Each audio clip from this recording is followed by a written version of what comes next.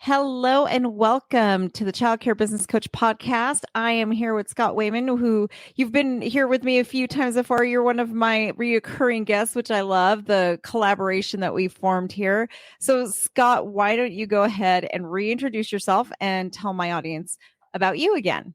Yeah, so I'm Scott Wayman.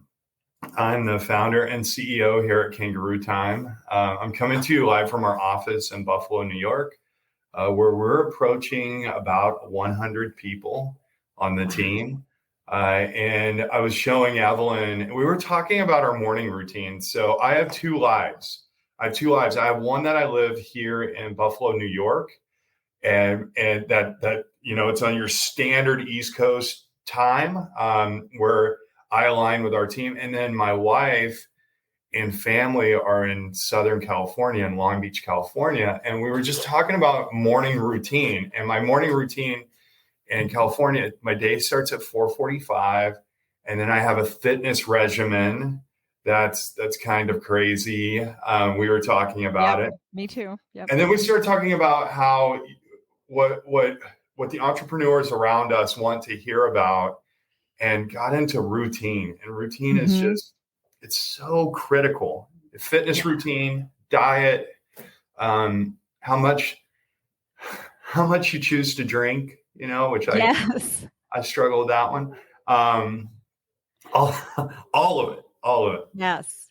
Well, I think what we miss a lot of times is people look at people like you and like me, right? And they see these successful CEOs and they don't realize that we're just like them. It's just we've put different things into our lives that make us it's our discipline is a little bit different. But what I came to realize, because I used to be a terrible CEO, I'm not going to lie. I was an awful CEO.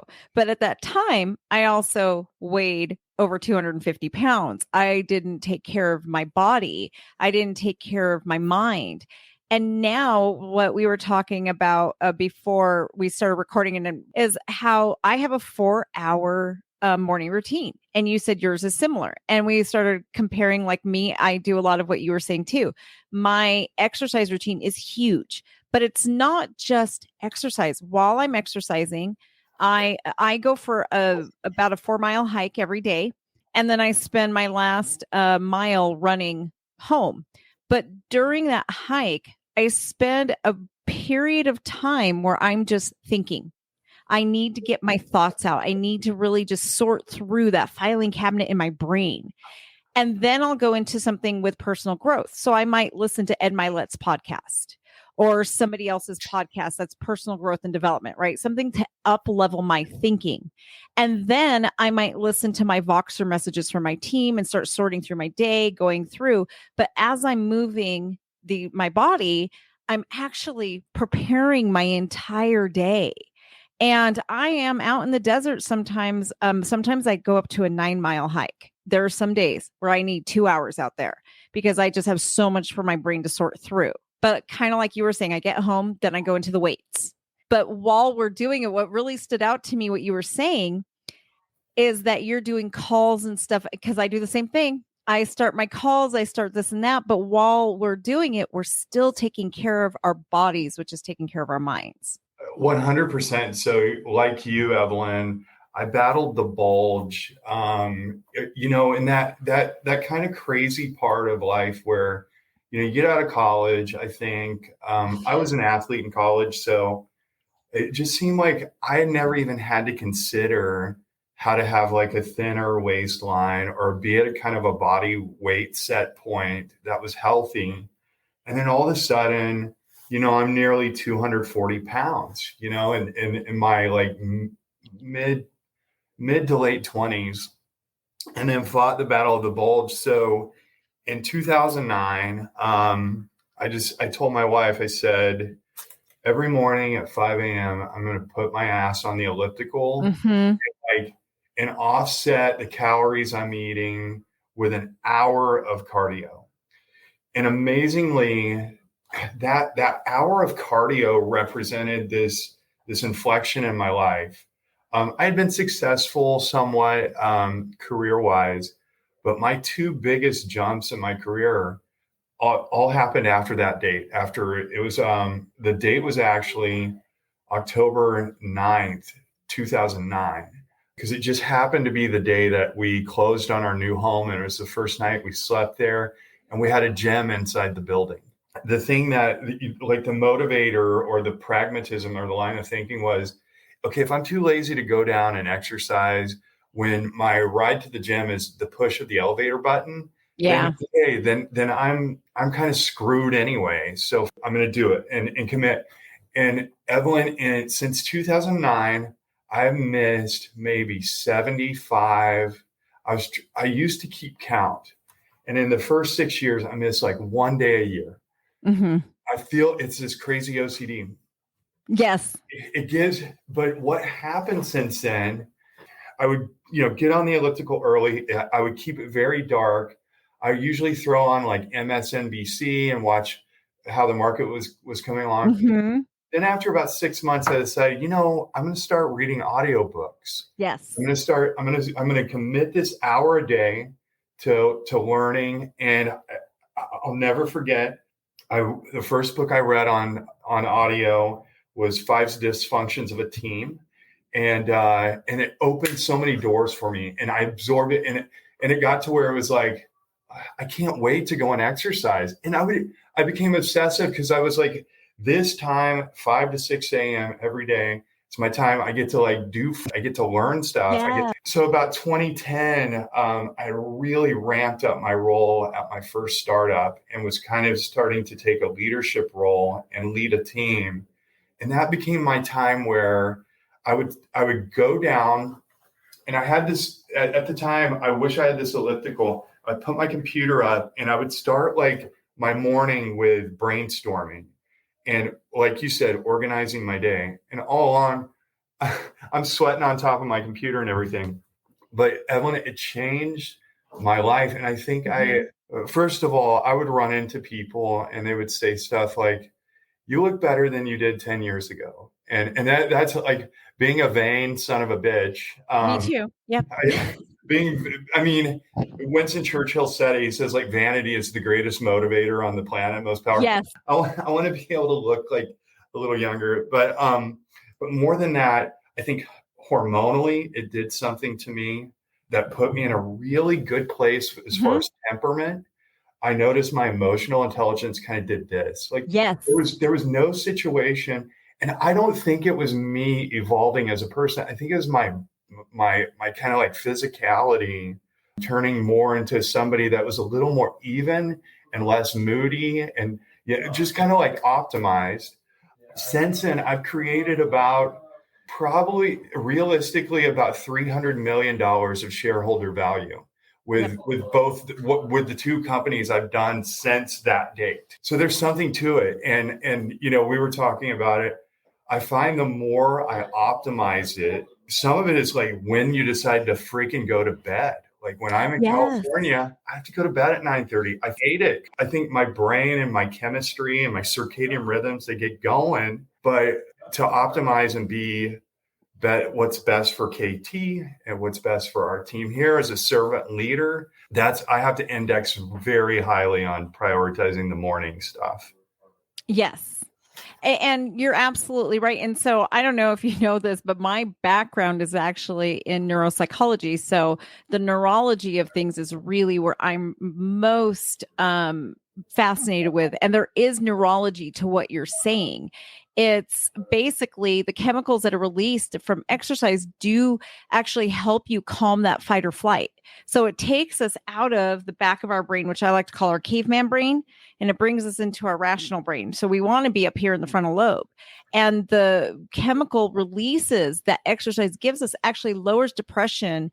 It actually makes you think better. It makes you more creative. It helps your memory with so many things. So that's exactly why we do become more efficient. And if you ever really study high level people, which is when I was going on this journey to try and become better, the biggest thing I learned is that all super high level people have these really strict and long morning routines.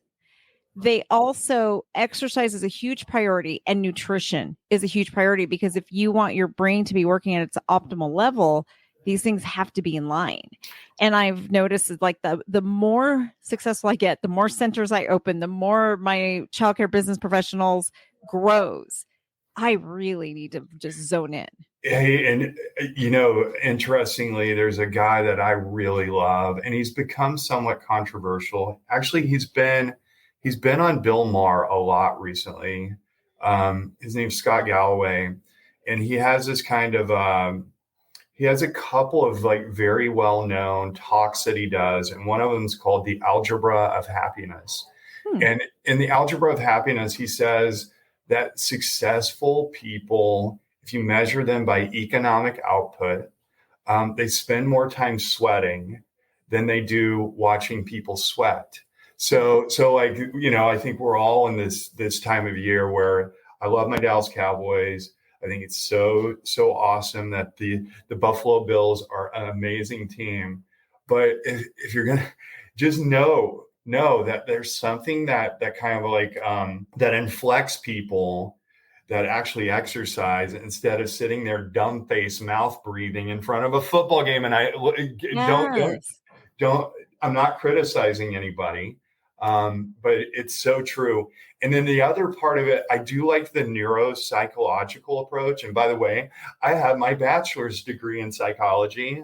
Oh, nice. And I loved it. I wanted to become a clinical psychologist, and I figured out I really loved building businesses and doing what I do.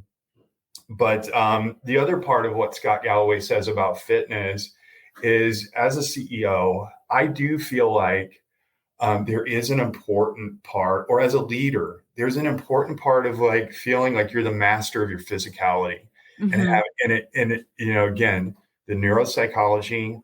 Yep. I think the hormonal part of it. Yes. I think the evenness of your endocrine system, just having like a highly optimized physicality. I feel like I can go in the room, and if it goes down, I could like eat everybody in the room if I needed to. Yeah. And it's weird. It's not as if I'm trying to get to a top of a dominance hierarchy or any like position my way to like fight somebody in the boardroom. But I just feel really confident. You feel confident. Yes. It's confidence. Yeah. It's this neuropsychological place of confidence and efficacy and just being able to do shit and get through it. And then I think the emotional part of, saying you want to be in your prefrontal lobe. As a male, I don't even think I had my prefrontal lobe online until I was about 40. Well, it's actually about 25, but yeah. Hey, and I think some of us are pretty immature, I have an 18-year-old son, so I get it. Oh God. Yeah. Yeah, it's a whole nother subject, but yeah, physical fitness, it's huge. And it's like many concepts in life. It compounds over time. Like the benefit you get, I think the effects get better and better. Anyway, it's a long process, and give yourself grace, and give yourself milestones. But again, back to your earlier point, commit to a religious morning routine and don't let yourself out of it. The other thing about the psychology of the morning from a fitness head over here is if I do decide, like if we have a board meeting and it starts at 9 a.m., there's no way I can do my morning routine. Yeah. But in my head all day, I'm stressing out. I'm OCDing on, I got to go do my workout and this meeting's creeping out long. And so getting it done early is just best for you. I agree. It's best. And it's so funny that you say that because I had a very early morning. I had a 7:30 a.m. meeting this morning, so I didn't have time to do my normal morning routine. So right now I am actually still in my fitness clothes, put a nice cardigan over it. So I can just, as soon as you and I are done, I'm out in the desert. So I still have to find that time because if I don't, I find that I become just very depressed. I can't think straight. I just can't function. So I'm going to share my screen with you so you can see my before and after. Like, well, you know me after, but I'll show you who I used to be. Yes, that was an incredible transformation. And when I was that person, it comes out in our entire being, right? And that's why mindset and stepping into that next level is so important, and it is going to really reflect into your entire being. So I was going bankrupt. I literally had an eviction notice on my childcare center's door at one point. And being able to come out of that took me taking care of my whole person. It took every aspect of me to be able to elevate to where I am today. So I know it's hard. For those of you listening, I know it isn't easy. I literally used to weigh 297 pounds, but it's and I've learned that the journey on that is 90% mental. So let's shift a little bit. And since we're talking about just getting to your optimal level, for childcare centers, part of being in your optimal level is having the right tools at your disposal, time management, just everything that you can take off your plate, which I know you have an amazing tool at Kangarootime. One of my favorite parts about Kangarootime is that you actually listen to us as childcare center owners and directors. You actually care about what we need. And I know some of the other mega software companies out there, they're just software companies. They don't even, I look at some of the things like when I'm coaching clients and whatnot, I look at these reports and how much of it is useless, right? Yeah. It's got lots of bells and whistles.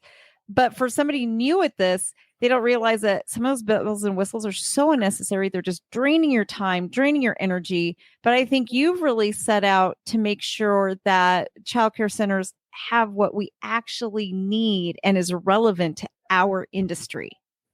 Yeah, absolutely. When we started to really fall in love with our customers, and we had this gift of tribal knowledge. So the flywheel at Kangarootime started out very slow, right? But it was a flywheel. And I think it was built around two things. One, us really desiring and wanting to be the best place in the world to do business with. We are not, like, there is no doubt we are not, but we strive for that. And everybody that joins a team here at KT, they really like that. That's the first thing that we talk about. That is like when they get their onboarding letter, they get this letter from me, and it says, first of all, this is my dream to be here, to be your CEO. And second of all, thank you for taking this precious part of your journey and deciding to spend it with us. And third, you're going to get to serve the greatest people on the planet, the gold of the earth, the people that have chosen an altruistic path to educate children and build bodies, souls, and minds.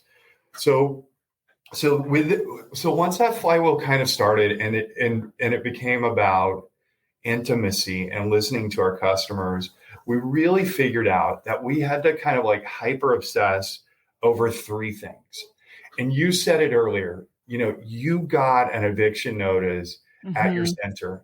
And regardless of your intention, Evelyn, if you didn't get your shit together, yes, if you didn't have the right amount of grace and tooling and grit and wherewithal, if you didn't have all those things, it would have been useless. It would have been pointless. You would have been out of business and not able to serve or help anyone. yes. And I've heard you talk about this too. Like, it does nobody any good to run a charity that doesn't have great center economics, right? So the first thing we really want to unlock the center economics for each of our customers, right? We really want them understanding where they're at with payments and the revenue cycle. We want them to know where they're at with staffing and enrollment.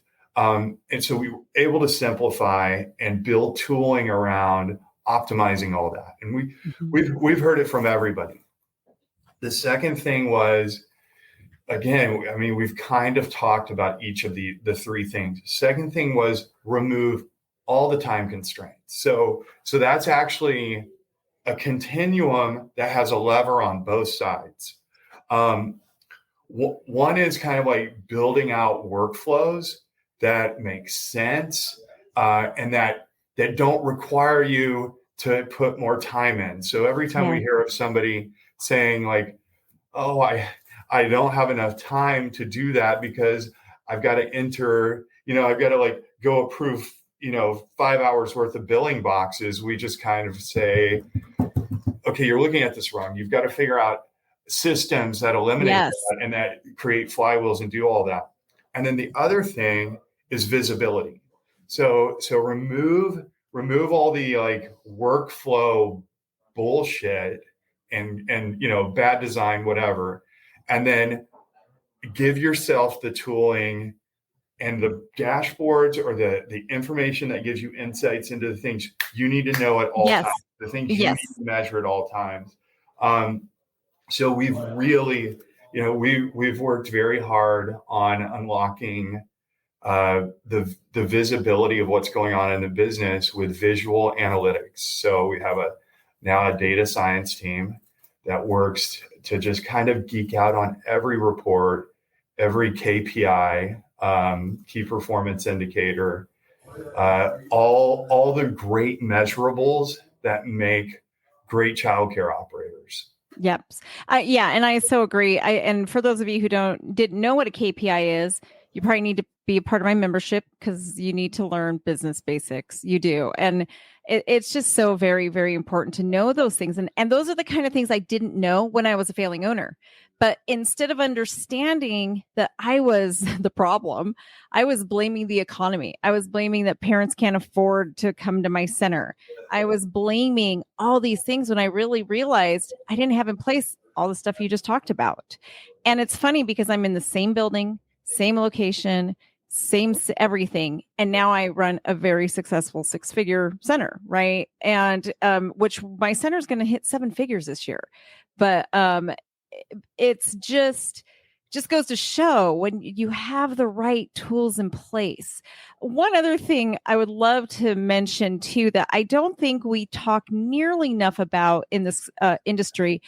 I taught earlier this morning for my members, and we were talking about culture. And one of the things, and knowing your brand, right? So many people really don't place enough time in discovering their brand, which you've definitely done. But your brand should really center around your values, right? And you want to align yourself with companies that match your values and your character. One of the things I teach, I don't hire any longer based on a person's resume. I'm looking at character and values because I can build somebody's resume. But to me, character and values are so important that I've taken that to a level where I will only affiliate with people that I know they have a good character and they value things that I value, which is another reason I love Kangarootime and I'm willing to work with you guys, right? Because I know you align with my values. Your team, I mean, working with the different people on your team, it all aligns with my values. I just went to our website. Can you see what I'm sharing? Yes. There we go. Yeah, I just went to our website. So values for us from day one have been everything. And Evelyn, you've heard me talk about it. When we hire, we're really indexing and hyper focusing on 2 things. The first value in our company is kindness. Our large conference room over here is called kindness. Like all of our conference rooms here in the building are named after our values. And then we have like courageous. We have some other. We went through and we had 22 meeting spaces here. We went through and just said, what are our, like, above and beyond our 5 core values? What are the things? And empathy was a big one. But when we hire, the first thing we're looking for is kindness. So, if we love the employee referral program because you can usually vet out somebody that's been an asshole in a past life. Yes. And there are recovering assholes, actually. So, but we really want people that just have, that value of being really nice to people and doing the best things. The other one is high fluid intelligence. So I feel like if we make a hire to somebody that does not have that fluid intelligence, we're setting them up for failure. And it's also a magical unlock or feature for our customers and for the team here, when you put a bunch of big brains together with high power processors in a software environment, Yes. tech company. Now, in a childcare center, are you necessarily looking? You're absolutely looking for kindness, the high fluid And intelligence. nurturing. Yep. Yeah, and nurturing. But and in every culture, every work culture, I don't know if I don't even know. I don't, but there's the rule of tribes. And, once they get to a certain size, they kind of break. And you don't ever even have a shot of building out a great culture or a great tribe if you don't even know what your values are and you obsess over them. I'm finding like if there's anything I can obsess over as a CEO, it's setting the vision here and assuring that you're always evaluating yourselves, like as we as we kind of like tackle problems with our workforce or employees. I think every decision, whether it's like, do we spin up a recruiting function so I can fill my classrooms? Well, yes, we can, but does it begin with kindness? And is it thoughtful? Is it resilient? Is it relentless? Is it trustworthy? Are we deploying the right filters so that we can evaluate those things? Are we acting in a way that's authentic? It's great to freaking talk about these things, but are you keeping yourself honest and doing audits around, is it really authentic? Right. I mean, the worst thing is when somebody says, yeah, I work for this company, and they say they're all about kindness, but there's all kinds of toxicity and you don't want to work for them. That's even worse. Yeah. And we don't want those reputations. I think we often forget to align ourselves as well with the people who match our core values. I think we forget when you have a software management, right, for your childcare center, you're inviting this company into your program. So do you even know what they value? Do they even have values, or are they just a company that's out to make money? And that is something that just became so important to me, was really making sure everything I do really just aligns with my values. And I found that when I do that, I don't care about cost anymore so much. I know a lot of owners that just scares them to death, like, well, I have to care. Like, yeah, but when you start letting those things go, it's amazing when you really put your values at the center of everything. It's like people are attracted to that and you become more successful for just staying authentically true to who you are. I think that's so true, Evelyn. How much of your transformation was built around that concept of, I'm not going to sell myself short anymore? Yes. And I'm asking you because I know the answer. Our brand has slingshotted its way from like 3 years ago being like, Evelyn, I was doing all the demos myself. And if one of our competitors was offering, $50 a month special, I would cut ours down to 45. And then at some point it just hit me like, there are levers inside of this business. If our customers want something that is truly revolutionary, if the word in the market is, yeah, all of our software sucks, then let's change up the game and let's explain the levers to our customers. Yeah. Do you want to have an issue with your software and be able to talk to somebody on my team that is kind and responsive and has a direct pipeline to a fix in 2 minutes? If you want that, awesome.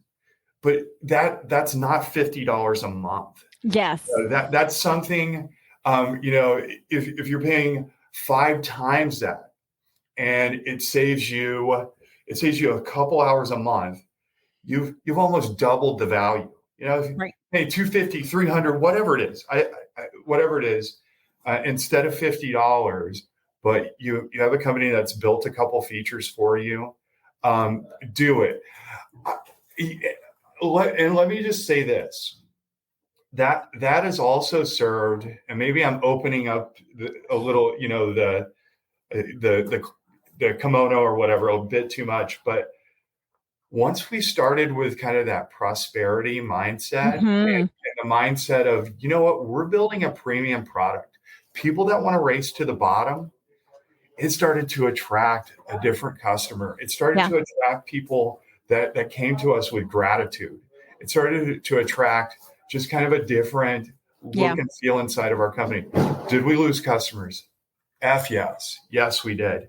Were our investors saying, like, usually What are you what we doing? see is up and to the right growth, and you're flat because you've eliminated like 25% of your customers with your pricing change. But I in the long run, it flipped our brand. It turned things around. Yep. I agree. And I think, leaning into that is so very important, and really just embracing who you are, not being ashamed. Exactly what you said. Just stop worrying about what your competitor is charging. I don't even know what my competitor is charging, but last I heard, I'm about $50 a week more. And yet I have a wait list of over 1,000 children. Doesn't stop me.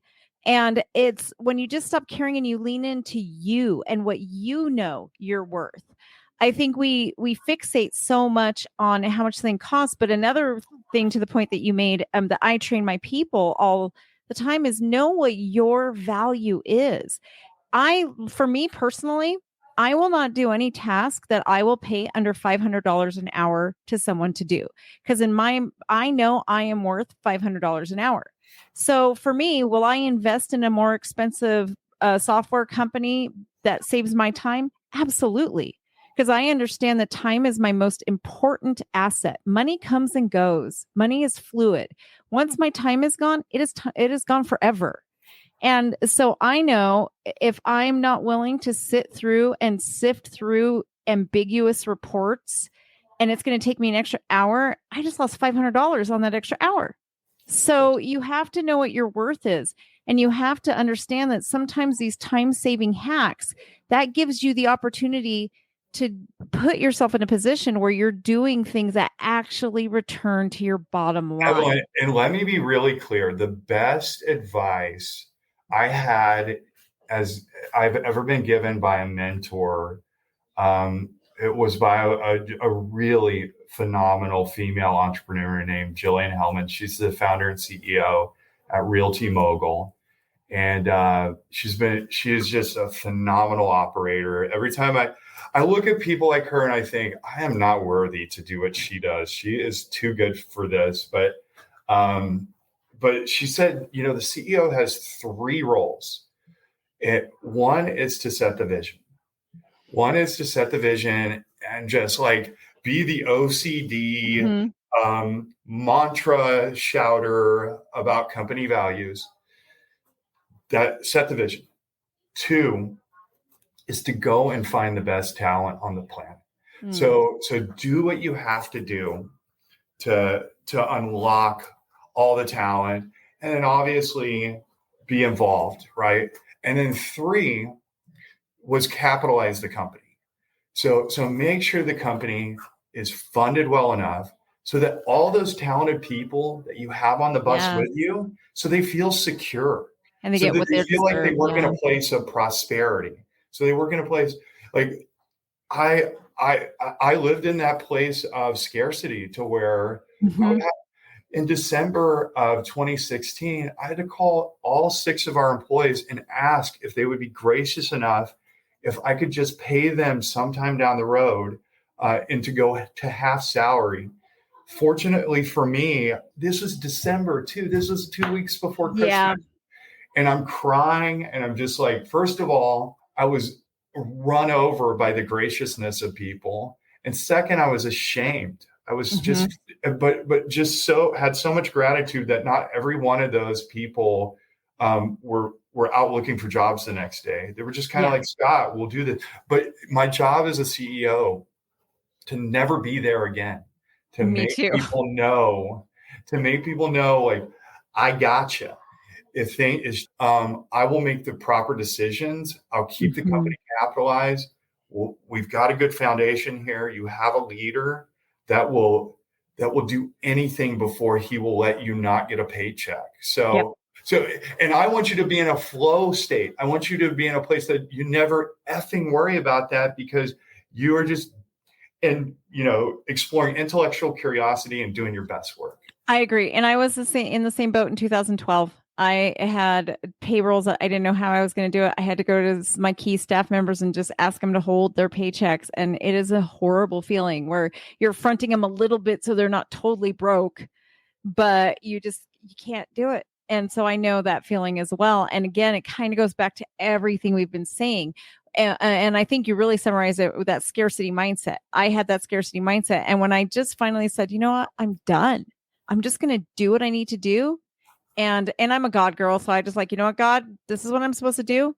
You will provide, or I'm not doing what you meant for me to do. And sure enough, once I let go of the scarcity and put myself in a place of abundance, everything just started to fall back into place. And that takes a lot of mind work. I mean, we make it sound really easy, but it's a lot more complicated. Again, back to what we started with, that whole place of being kind of like neuropsychologically optimized, yes, hormonally optimized, assuring you're in a great place so that you can express a high emotional intelligence, a high EQ. Yes. Like, it starts with the so physical. Important. It's all, and regardless of whether or not you're a God person, the spirituality, yes, the quantified self work that we all have to do to get there, yep, and be normalized and consistent for other people. You have to do that work. Yeah, absolutely. Well, Scott, I could probably talk to you all day, but I'll be respectful of your time. Thank you so much for this. Great to see you. I can't wait to see you in person here very soon. Yes. Looking forward to it. As always, a pleasure. And let's do this again soon. Thank you, Scott, for giving my audience the time and the wisdom that you shared with us. Thank you also for being a sponsor for the Child Care Business Summit, that it's almost time for us to be together. So if you haven't bought your tickets yet, make sure you go to childcarebusinessprofessionals.com/summit. It is almost time. I cannot wait to be with everybody in person. I hope everybody learned some amazing information from this episode, and I will talk to you later this week.